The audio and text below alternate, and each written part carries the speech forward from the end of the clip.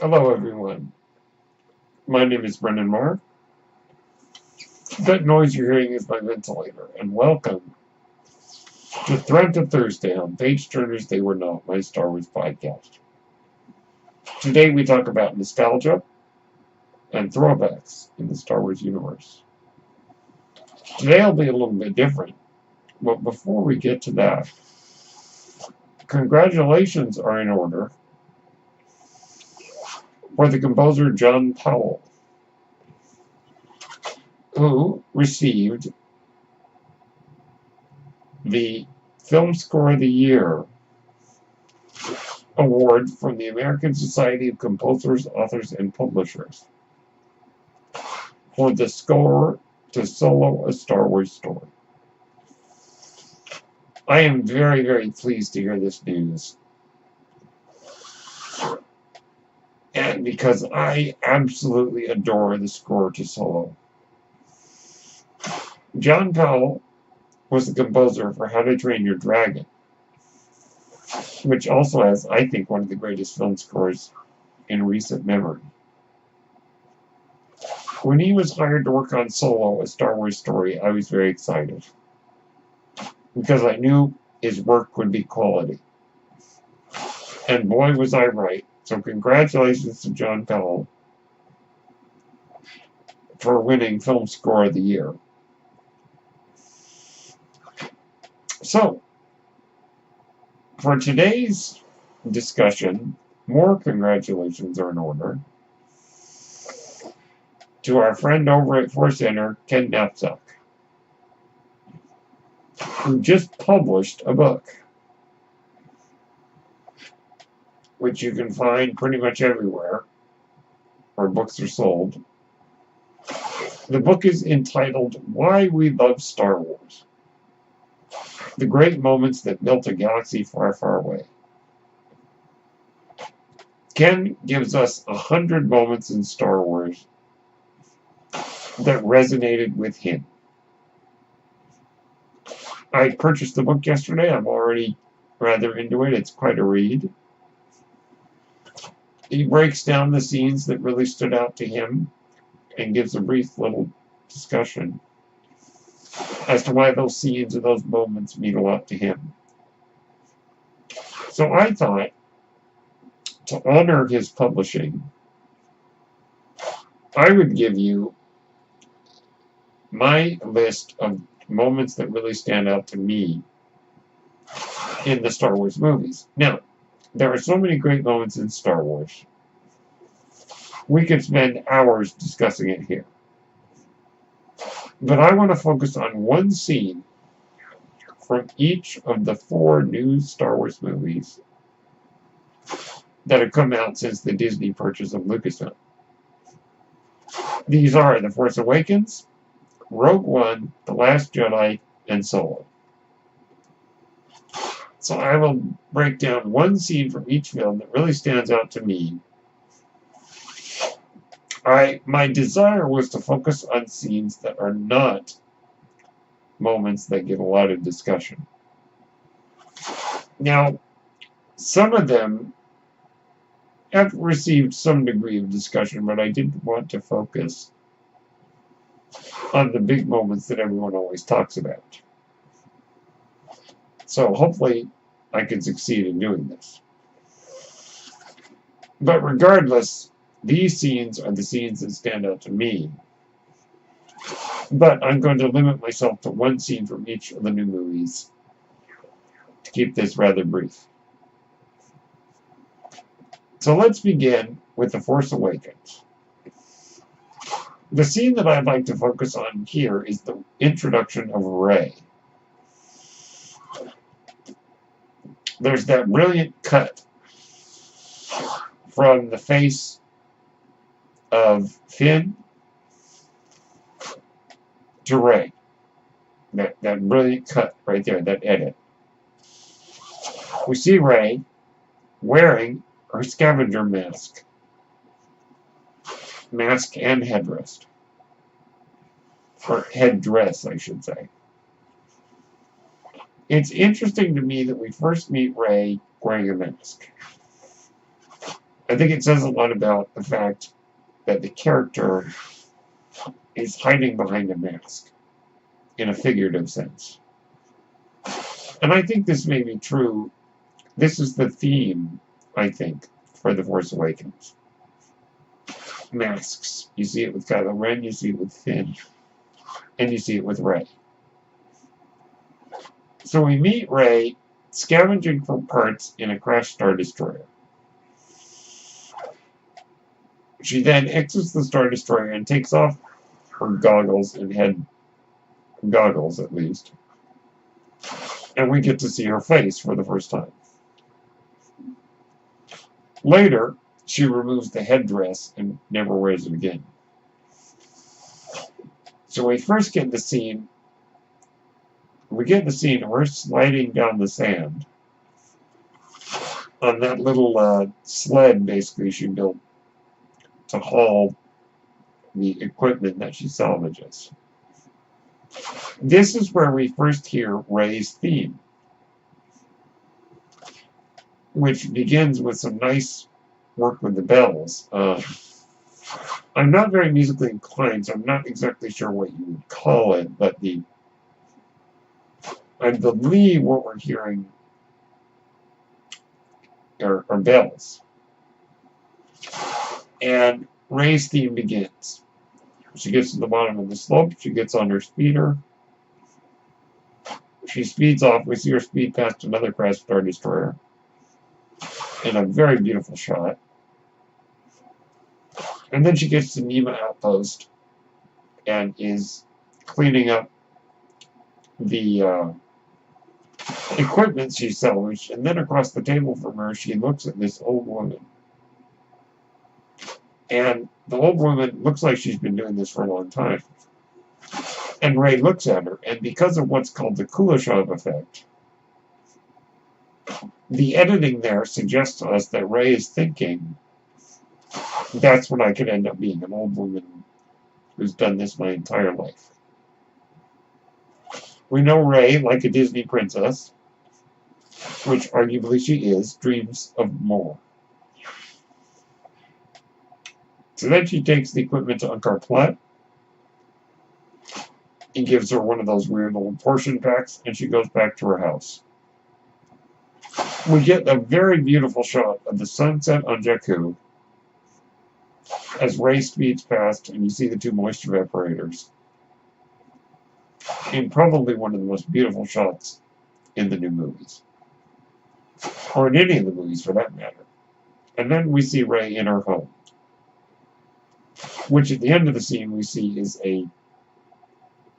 an AT-AT, or AT-AT that's fallen on its side. We see her scratch another day in the wall, and we see all those scratches telling us how long she's been here. We see she has a little doll of a rebel fighter pilot. And of course she owns a helmet that belonged to a rebel. And we see her put the little portion thing in the pot, and it grows into that weird looking green red, whatever it is. And we see her lonely existence. But the thing that makes this whole sequence, from the Star Destroyer to Rey wearing the helmet of the rebel pilot, the reason that stands up to me is it is told entirely without dialogue. The only dialogue is Unkar Plutt saying how much the equipment is worth. And that's it. We don't get any dialogue from Rey. And yet that sequence, with the music, with the editing, tells us a complete story. The story of Rey's life. And so that is why that sequence, the introduction of Rey, is a great moment in The Force Awakens. And certainly a moment that made me fall in love with the movie.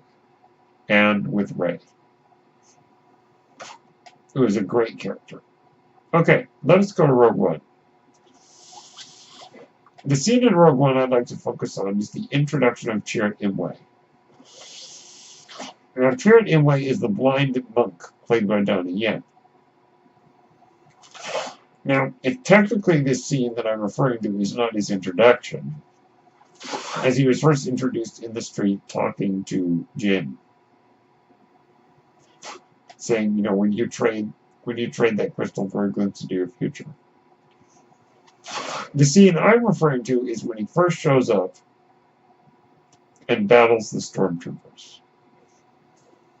A great moment where he comes walking in saying, "Let them pass in peace." And then he says, "The Force is with me, and I am with the Force." And then he proceeds to give the stormtroopers what for,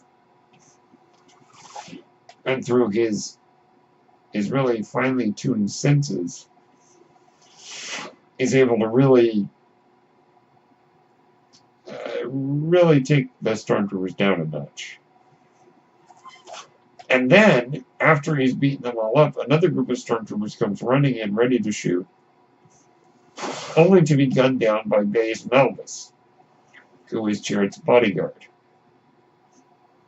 These two characters, Chirrut and Baze, are my favorite characters in Rogue One, aside from K2SO. But this scene introduces the characters in such a brilliant way, and the interplay between them. When immediately after Baze has shot all the stormtroopers, Chirrut says, "You almost shot me," and Baze is like, "You're welcome." You know, it's the interplay between the two characters is brilliant.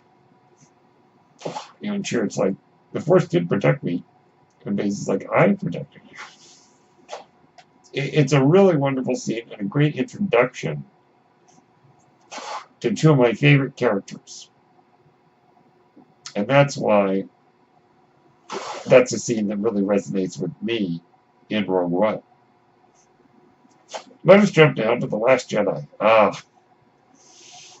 There's a lot of great moments in The Last Jedi, but I'm going to focus on one that has received some discussion, but maybe not as much as other scenes. And that is Yoda and Luke.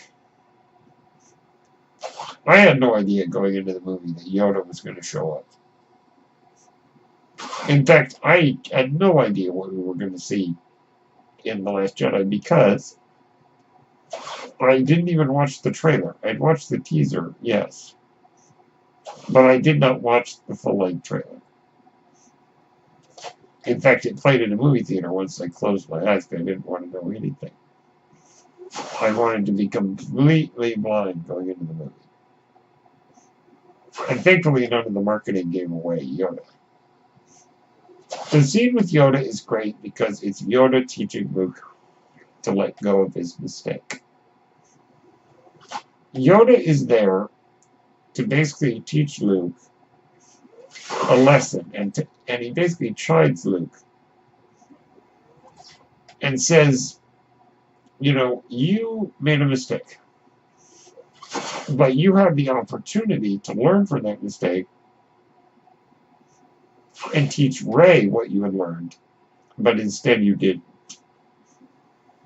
So Yoda's basically getting after Luke for not passing on what he had learned. He talked about the importance of passing on wisdom and knowledge, but also the importance of passing on failure. The greatest teacher failure is, Yoda says.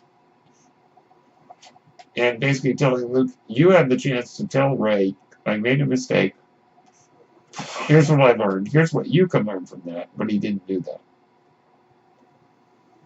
He was so focused on his failure. And then Yoda caps it off very nicely by saying, we are what they grow beyond. That is the burden of all masters. Basically, Rey needs to grow beyond Luke. So Luke needs to teach Rey what he's learned. Pass on what you've learned. So that she can be even better than he is. And I think Yoda, in a way, is saying, Luke, I taught you, You're even better than I was. I think there's that subtlety there. Also, the burning of the tree. Now, we get to see that Force ghosts actually have a lot of power after death, it would seem. Now, some people are wondering, well, why did he burn the tree? Now, it's been established with most fans that he did not destroy the books because Ray had taken them. That was a little detail that was hard to spot in the days immediately following the release of the movie. But now I think everyone knows that, but just in case you don't, the books were not in the tree. Ray had taken them. There's a scene later where we actually see the books in a drawer of the Millennium Falcon. So some people may say, well, if the books weren't in there, then what was the point of burning the tree? The point of burning the tree was to teach Luke a lesson that he needed to let go of the past and move on to the future. The tree, I think, in a way, represented the past, as it contained the sacred Jedi text. To which Yoda says, page turners they were not, and that's where I got my podcast title. But I think it was Yoda's way of saying, you've got to let go of the past. You've got to move forward. You've got to learn from your mistakes. You know, pick yourself up and start all over. Or not necessarily start over, but go forward. And don't look back. Yoda says, that library contained nothing the girl Ray does not already possess. I take this to mean there's nothing in there that Ray needs because she already took it with her. But Yoda's saying it in a very cryptic way. I think some people have read this as, oh, you mean Ray doesn't need to learn anything out of those books? That's not what I think the scene means. I think it was Yoda's cryptic way of saying, oh, by the way, there's nothing in there. So, I love this scene for so many reasons. And I gotta say, the last shot of Luke and Yoda sitting on the rock, watching the tree burn, is one of the, if not the most beautiful shot in Star Wars. So that is why I really love that scene, and why I think it's a great scene in The Last Jedi. And now, to conclude, let's go to Solo. The Solo moment I'd like to focus on is rather whimsical. It is the cockpit scene between L3 and Kira when they're discussing romance. It is a hilarious scene. It's a very short scene, but really gives us the personality of L3. L3 is under the impression that Han is in love with Kira, which he is, even though Kira is in denial. And L3 says that great line, oh please, it's just us. You know, I have the same problem. And Kira's like, you? What do you do? And then we get this whole thing where L3 says, Lando's in love with me. Which, I think in a way is true. And just, it's a hilarious scene. Just comes out of left field. L3, I think, is such a great character because she has such personality. And that scene cracks me up, especially the last lines of the scene. When Kira says, how would that work?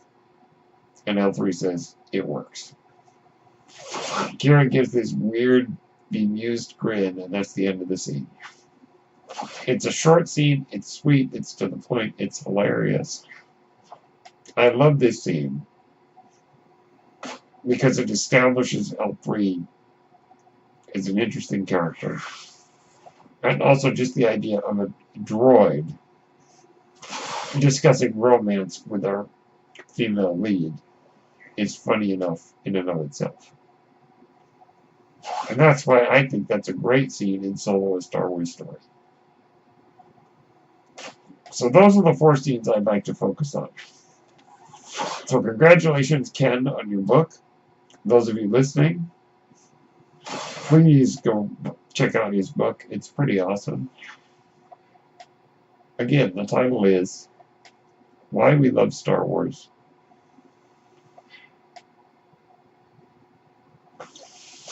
The Great Moments That Built a Galaxy Far, Far Away by Ken Napzok.